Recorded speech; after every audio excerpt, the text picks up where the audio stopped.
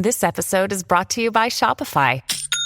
Forget the frustration of picking commerce platforms when you switch your business to Shopify, the global commerce platform that supercharges your selling wherever you sell. With Shopify, you'll harness the same intuitive features, trusted apps, and powerful analytics used by the world's leading brands. Sign up today for your $1 per month trial period at shopify.com/tech, all lowercase. That's shopify.com/tech.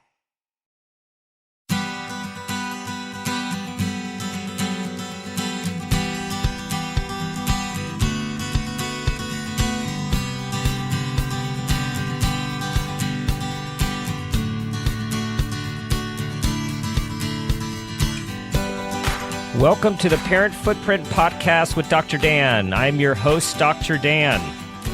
Our goal and mission at Parent Footprint is to create a more loving world with more compassionate people, one parent and one child at a time.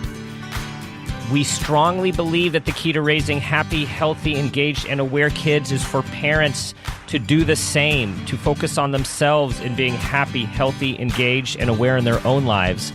And through this awareness, we believe that all parents can create their own vision of successful parenting and be the person they want their children to become. Today's show is an exciting and interesting and provocative topic. It's called Earn It, What to Do When Your Child Needs an Entitlement Intervention. And that happens to be the title of our guest, Dr. Michael Wetter's new book, along with Eileen Bailey. I want to introduce you to Dr. Michael. He is a nationally recognized behavioral expert, a diplomat and fellow of the American Psychotherapy Association, and is also co-author of another wonderful book called What Went Right? Reframe Your Thinking for a Happier Now.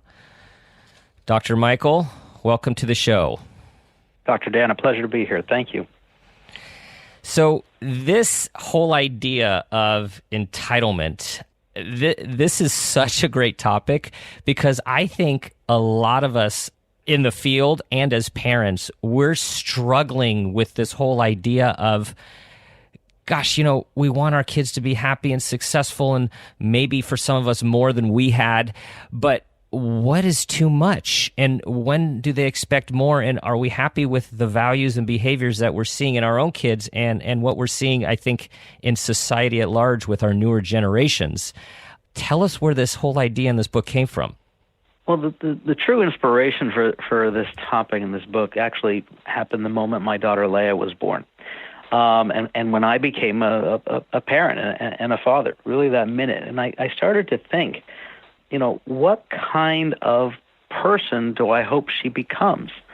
And as I became a member and a participant in our current culture and zeitgeist, I noticed that more and more people just sort of had an attitude about them where they deserved certain things, whether it be certain positions or certain possessions or whatever it may have been. The zeitgeist of the time seemed to be more centered towards self-need versus, and self-want versus self-care. And I really didn't want my daughter to become a participant in that same type of culture. So I really started to take a hard look at, really what is entitlement and what are we as parents doing to foster entitlement?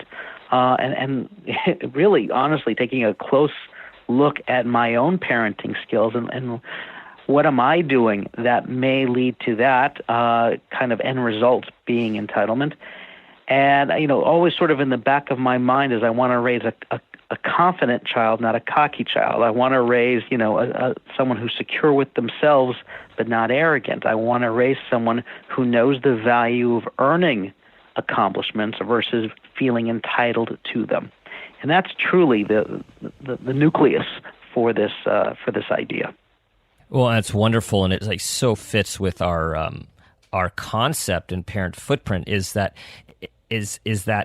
we need to think about what we want for our kids in the present and their future in order to figure out how we want to parent with mindful awareness. And that's exactly what you did. I mean, you made some decisions early on to go in this direction very mindfully. Did you find that you were having to fight these natural parent, decisions to go in that direction, your natural instinct versus what you wanted for your daughter? I'm fighting on a daily basis with my natural instincts. Yeah. I'm with you. Okay. Yeah. I would not put this in the past tense at all, and I think that almost on a daily basis, it's a literal conversation that I'm having with myself, which is this going with what I consider to be more of that normative desire of, we want our children to be happy. I think every parent, to a certain degree, wants our child to be happy. Where I go back to is, where is that line? Happiness for the moment, or longer-standing satisfaction, contentment, and security. And that concept of building resiliency. You can have a happy child in the moment, but a child who also doesn't grow to be a resilient individual. And so every day is literally a struggle. From the moment they're 1 year old and they're in the shopping cart and they're reaching to that little thing on the counter that you could buy for 99 cents, to when they're 15 and they want that latest video game that cost a couple $100, to when they're 35 and they're moving back home because they didn't get that job as an executive director that they thought they were entitled to. At every phase of life, there is an intervention or a step that we need to take as parents that help to develop resiliency and the values associated with working hard towards something, not just getting it because you think you need it or want it or deserve it. Right. And I was talking to a client recently about this, and what they said was, we were talking about this mindful parenting and what do you want? And they said, God, this is so hard, though. And where we came to is exactly what you said. Yes, this is hard, but what's more important? No one said it was going to be easy, which I think also has to do with this entitlement culture about things are supposed to be easy rather than hard. Right. And this harkens back to that sort of, much focused topic of, we are parents, we're not the friends of our children. And, as a friend, you don't have to do anything that's difficult. You don't have to do anything that's hard.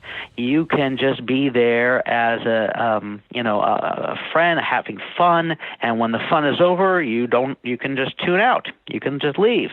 Parenting doesn't afford that luxury. Parenting is those wonderful times, those truly amazing times, and then also those moments where are not so wonderful, those moments that are truly kind of very challenging, difficult, and, if you will, almost you're pulling out your hair. But that's our responsibility as parents. I sometimes will talk to my parents who are now grandparents, and I say, wow, there you have it. Now you got the best of both worlds, okay? Right. Because now you can just enjoy all the happiness. Being a grandparent, I think, offers more ability to be happy, Right. A little easier.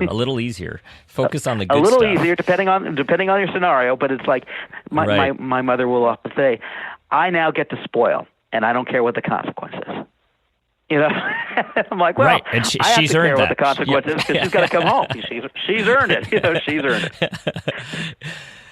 So a lot of what's talked about these days is this whole idea of success and failure, and we want our kids to be successful. You hear this all the time, and of course, success doesn't seem to be defined very much, but then a lot of people equate it to, good colleges and good careers and lots of money. And I like, you state something in your book. You guys say, teaching our kids to succeed means first teaching them how to fail. I think this is so important, and I'm interested in how you view this. Well, it's a very important concept and topic to me because, I think parents, many individuals tend to focus on the idea, much to what you were saying, that success is, it's wealth, it's getting everything right on a test, it's doing everything the way it's supposed to be done, and therefore, if you are successful, again, going back to this principle, you will be happy. And success itself is not something that is just given. It is earned. I can't think of many people who have achieved any modicum of success without first mastering how to fail and then continue on. Learning how to fail doesn't mean that you fail at something and you quit. Learning how to fail is how does one pick themselves back up and persevere. It's an essential tool in life because things will not always go perfectly. Things will not always merit success or achievement on the first attempt. So, again, we're talking about a more long-term, longitudinal approach to parenting when we start thinking about being mindful parents. What kind of individual do I want my child to be? When they are met with failure, do I want them to just be depressed, resigned to the failure and quit? Or do I want them to say, okay, what can I learn from this experience? Why did it not work? What do I need to do differently, move forward? Let's move on. That's a successful failure. That's building resiliency. That's contributing to determination. That's contributing to someone who's going to ultimately be an autonomous, well-functioning, healthy, and resilient adult. And those are all key principles that I think all of us want for our kids. A successful failure, resilient, learning to persevere in the face of adversity. It makes me think of the whole debate in the field of, is there such thing as positive perfectionism versus striving for excellence? And, the whole idea is there's a lot of perfectionistic people among us where it's still, in the end of the day, it's sort of like never good enough and afraid to fail, in my experience, whereas this whole notion that I believe you're talking about is striving for excellence is anyone who's achieved anything across every domain has failed a number of times and is not afraid to do so to become better, stronger, whatever the goal is. Right, and we can't be afraid of failing. I think the distinction we want to make is making sure that if something doesn't work out, that you learn something from it, that you don't just continue to repeat the same mistakes over and over again. And I think our job as parents is to point out and to emphasize that point of learning. The other day, my daughter Leah came home, and she's only in the third grade. And she had a test, and the test she's having in the third grade, I don't even think I could do in the 11th grade. It's amazing what they're doing these days. And, she came home, and I forgot what it was, on some kind of math, and she got a 41 out of 45. And, she goes, I think I did okay. I said, no, actually you did great. She goes, well, I got 4 wrong. And right away, that tendency is, I didn't get perfect. And, I had to pull out my calculator to find out what's the percentage. It's about 91%. I said, you know what? You did amazing. It's great. Let's look at the ones you didn't get right. Let's try to figure out what is it about those problems that gave you some challenge. And then on the next time, maybe those won't be as challenging. But what I had to make sure that I didn't do, because it's in my natural instinct as well as it was hers, to say, oh, God, it would have been great to get 45 out of 45. My challenge was to say, this is a great score. This is a really good effort. Now, how do we frame where does the learning come into play? It's not, the learning experience shouldn't be, next time you better study harder. I think she studied it just fine. I think she prepared just fine. We all make mistakes. On those little, problems, on those 4 problems that you made mistakes on, what can you learn from those? And that will then inform the next test. And I think that's sort of just a very sort of tangible, real-life experience that I think is important to emphasize when we talk about success versus failure. That was not a failed exam by any stretch of the imagination. And at the same time, we can turn it into a point of learning. This episode is brought to you by Prime Video. In the small town of Holland, Michigan, nothing is ever what it seems. Behind the tulip festivals and pretty houses lay dark secrets that threaten to tear a marriage apart. Nicole Kidman stars in this darkly twisted thriller about a wife and mother whose quest to uncover her husband's secrets may get her more than she bargained for. Holland, streaming on Prime Video, March 27th. A point of learning, right? And what I'm hearing you say in this great example is it's trying to help our kids develop a concept of success that's realistic and grounded. Like what is success? Right. Okay, something that I know a lot of listeners are struggling with and interested in is this whole idea about stuff. So we've got lots of stuff these days, right? And lots of this stuff is in electronic forms and nature. We have IVs and tablets and video games and consoles and lots of stuff that that we all didn't have quantity or right. the technology when we were younger. So and people these kids take this stuff for granted. So are they entitled? What do we do about this? I don't know if it's so much I think every generation had its own version of stuff. When I was a kid, it was Star Wars stuff. You had action figures and you had cards and you had, Pong and Activision and all these other things. And, before that, it was comic books and, all this rock and roll and the music and everything, records everywhere. I think every generation has its version of stuff. But at what point in time do we start to look at it and say, when does the stuff begin to dominate what our children consider to be a need? I need this iPad, but I also need the newest iPhone, and I need to have the newest PS4 or PS 4.5 or whatever's coming out, and you start to hear the term need, and that's when it raises a flag for me, and I think that, again, we all fall back on this desire, myself included. We want our children to be happy. That's what we ultimately all fall back on. We want our children to be happy.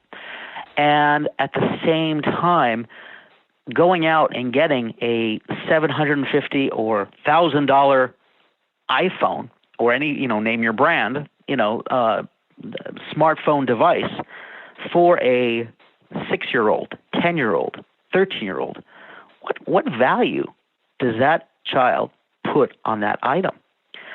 Do they know what you had to do to earn that, to get that money, to buy that phone? What did they do, more importantly, to earn that device? And how are they going to use it? And how are you going to supervise the use of that? There are so many factors inherent that I think go overlooked because we're caught up in the immediacy of, got to get it because it'll make them happy. I think we all need to take a step back and, before we buy, before we get, we have to sort of take that mindfulness step to look at what is the value, what is the opportunity here on several fronts. One of which is, how do they earn it? What do they have to do to earn it? What do they have to do to demonstrate that this is something that they have achieved, that they have earned? And two, what will be the value of getting it? If it's just a newer phone for them to play more games and text on, then why do they need it? Then they don't need it. And this is an important life lesson to emphasize the difference between wants and needs. Yeah, that's key. The difference between I want and I need, and how you hear these days, I need, and I need. And for some kids, particularly who are really persistent and have a more obsessive style, gosh, they get locked in to these needs, and all their friends have it, so they need it. And so a lot of times we're fighting a cultural, as you said, zeitgeist. We're fighting a paradigm in many ways, and it's not easy when it's true that many of your kids' friends have these things, right? I mean, then right. You're really taking a stand. Well, then we're playing up with this, sort of keeping up with the Joneses. Okay, and let's face it, I speak as myself as a parent in that culture of wanting to do it. My friend, Carol came home and she had this little thing, that her parents got her, and I'm like, well, I'd be a bad parent if I didn't get it for my daughter because my daughter is a good kid, so I should get it for her too. But no. Okay, I'm not Carol's parents. I don't know who Carol's parents are and what they're doing, and that's on them. What's best for my child? What's best for my family? What are the values that I'm going to try to instill, and is this even possible? We all get sucked into it, and I think that's such an important takeaway, is that nobody's immune to this. Everybody partakes. In the book, we even have a quiz at the beginning of the book, and it's not about so much how entitled is my child. It also taps into what are the things I'm doing that may raise the entitlement flag as a parent. And I think the reason why we thought it was so valuable to include that quiz is because we all do it. We just may not realize right. when we're doing it. So when you're thinking about creating these strong values in our kids, and this whole important idea of having our kids learn what it's like to earn something. What are the things that we parents should be thinking about? Because, this isn't black or white, like you said. There's a lot of things to think about. What are some of the things we should think about when setting up this idea of earning versus just giving? Well, I think it goes back to the notion of consequence. Okay, for every action, there's a reaction. We also don't want to get into the habit of bribing our kids either. Okay, if you study for your test, you get the iPhone. It's like, no, it's almost how sometimes we'll say the punishment must fit the crime. Well, the reward must also fit, the effort. I think in many regards, what we want to establish is instilling children to develop habits and behaviors, and if you will, sort of an autonomy of their own, where they're not dependent on external gratification to move them forward. So one of the things that I go into when we refer to earn it is let's say they come to you, and I'll give you another. My daughter is my perfect example. She's always what I turn to for inspiration, and she's always that's the basis of this book. The other day, she came home. She goes, my friend came, got these new Hatchimals, these little animals. I don't even know what they are, but they're Hatchimals, and I want them. Could I get them? And I went on Amazon, of course. Without even blinking, I went on Amazon.com, found Hatchimals. I've got Prime membership. I could have them at the door tonight. Okay? And trust me when I say every fiber and cell in my body is like, just push click. It's only $5.99. You could do it. Go ahead. Okay? And at that moment, right when I saw it on there, I said, well, and I turned to her, I said, Leah, what are you going to do to earn it? And this was what was remarkable to me. She goes, I know, Daddy. I got to study hard. I got to do well at school, and I got to read every night. And so, there was a little flash in my mind where, and I think some parents would agree with me. We're like, oh, good, she got it. Okay, sure, you'll get your Hatchimals. And there was a part of me, and I said this out loud. I said, no. I said, you're supposed to do that anyway. Right. I said, how is? I said, that's what you're supposed to do anyway. That's not earning this. You want something special. You want something different than the norm. How are you going to earn it? By doing something different than you normally do. And she looked at me like a deer in headlights. She didn't see that one coming. She thought it was going to be the standard, yes. So that's, I think, what parents need to do is don't fall into the rut. Don't fall into the norm of make your bed, do your homework, study hard, be a good person, because those are all givens. It's kind of like the employee later on who comes into work and goes to their boss and says, I want a raise. Well, what did you do to earn your raise? Well, I show up every day, I do my job, I come on time, and I leave on time. Well, but that's what you're supposed to do. Why does that merit a raise? And that's how we have to think as parents. So what I told my daughter is, no, you don't get the Hatchimals for doing all those things. Come up with something different. What is it that you're going to do to this? And I had her come up with the idea. And she said, okay, what I'm going to do is this weekend I'm going to clean out my closet. I'm going to find the things that I don't need anymore and what I can donate to charity. I said, okay, I'll tell you what. I'll accept that. That's something that I could have. Because, she's got to clean her room anyway, but the notion of giving something away in order to get something, the idea of giving something to give to charity, perfect.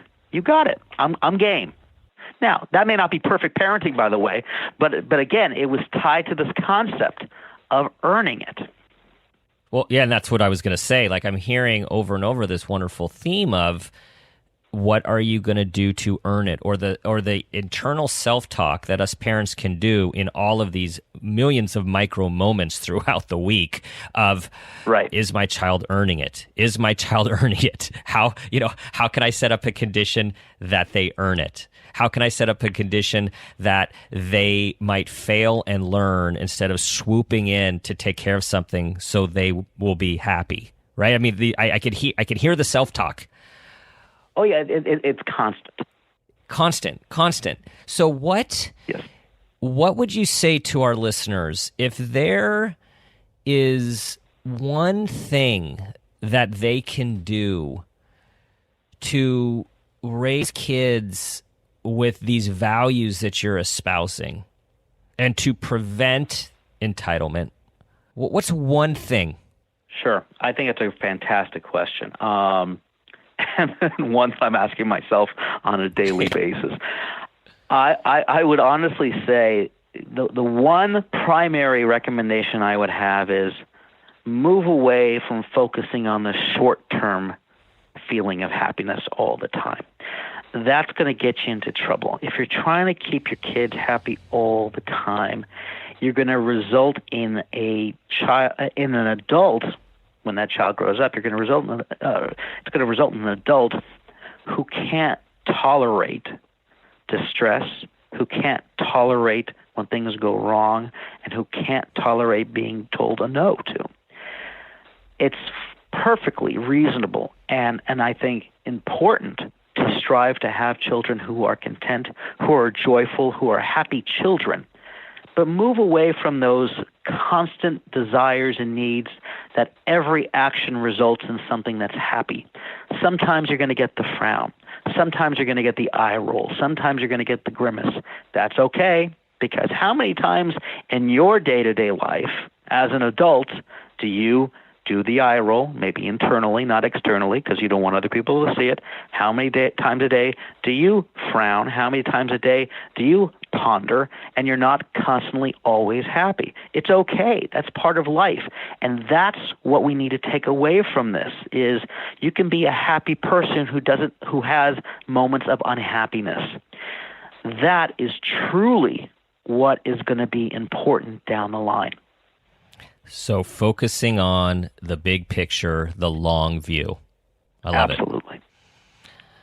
All right, it's time, Michael, for that parent footprint moment question. When you enlighten us with a time when you became aware of something about yourself as an individual or as a parent, and that new awareness had a positive impact on your child.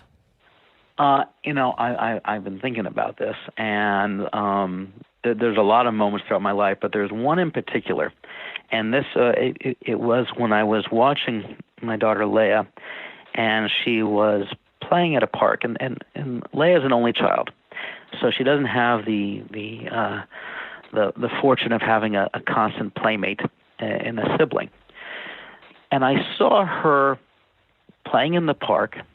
And she would actually approach a child she's never met before.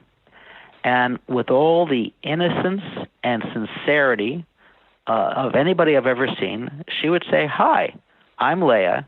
Can we play?" And it had such a profound impact on me because I'm not that kind of person. I'm the kind of person who would rather, probably feel more comfortable just looking down or looking away, being on my own and not feeling confident enough to talk to a complete stranger. I wouldn't go up to a 45-year-old now and say, "Hey, I'm Michael, could we play?" But of that notion, that's not within my comfort zone. That was never in my comfort zone as a child either. And to see her do that had such a profound impact on me as a parent.